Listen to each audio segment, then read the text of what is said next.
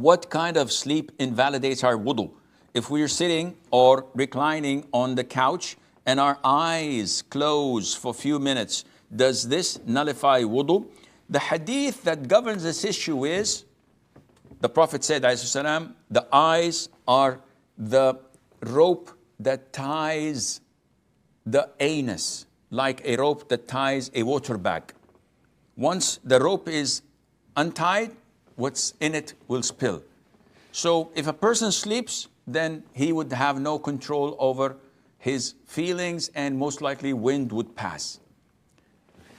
Number one. Number two, the hadith where the Prophet ﷺ used to come late for Isha prayer and the companions are waiting in the masjid, and as Anas says, and they would doze and their chins would reach their chests because of their dozing.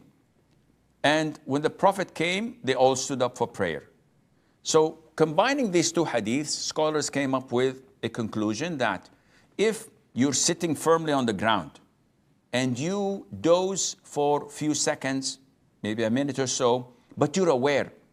Sometimes you doze, but you can hear what's happening around you. And if somebody tries to snatch something from your pocket, you're aware.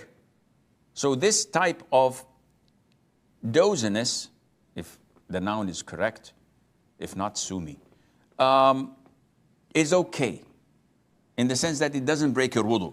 But if someone is lying on his side and he dozes for 5 minutes and then he's aware, no, go akhi and make wudu.